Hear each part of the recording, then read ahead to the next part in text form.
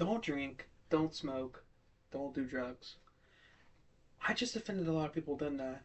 But I'm going to walk through, I've said this a whole bunch of times, I'm going to walk through why I'm so big on those three things. And we start with don't drink. Now, I'm a Christian. I'm not going to hide that. I'm a huge follower of Christ.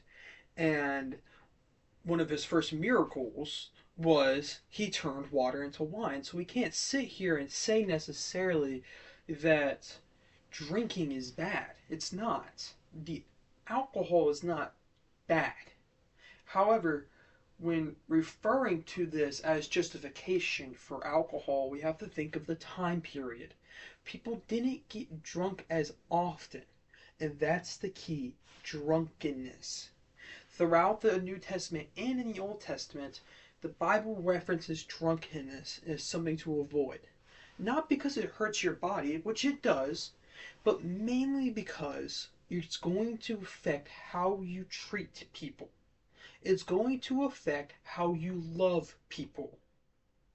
I cannot love someone to my maximum degree. I cannot treat someone the way they need to be treated, the way Jesus would treat them, if I am drunk.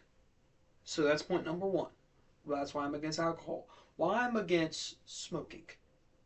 Well, smoking's not bad, Ryan. How could smoking be bad? It's as if it's nothing worse for your body than eating a whole bunch of junk food. It's no more of a sin than just junk food. It's the same thing.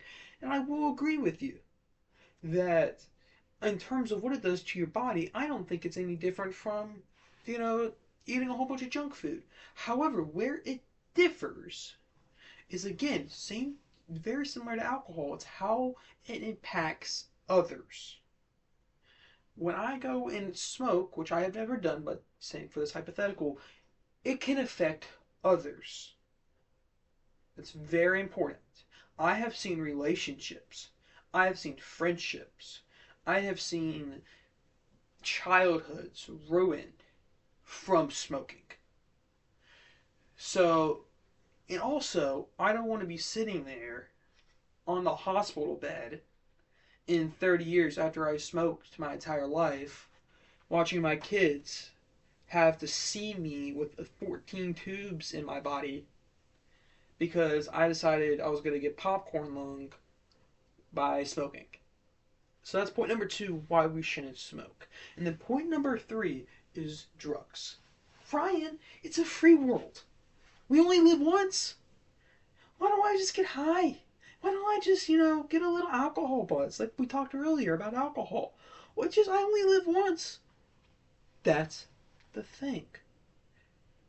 You can't, it's difficult to explain, but the people I have talked to who have done drugs, they get this idea that life, you only have one life, and let's live it to the maximum potential. And no, no, no, no, no. The maximum potential of life, people, does not come from a drug high. It comes from a relationship with Christ. It comes from knowing the person that created you. It comes from serving others and loving others. And to get onto drugs specifically, it's going to impact, again, same thing with alcohol, how you treat people. I have seen meth heads, I have seen potheads, I have seen people who do cocaine, I have seen a whole bunch of different things. And what I could tell you about every single one of them is if they weren't on those drugs, they would treat people better. Because that's the purpose of life, people. It is to do two things. It is to serve the God that created you and love the God that created you. And as an extension of this, it is to love others. What you cannot do doing those three things. It is my life motto. I will live by it. Don't drink. Don't smoke. Don't do drugs. It's very simple.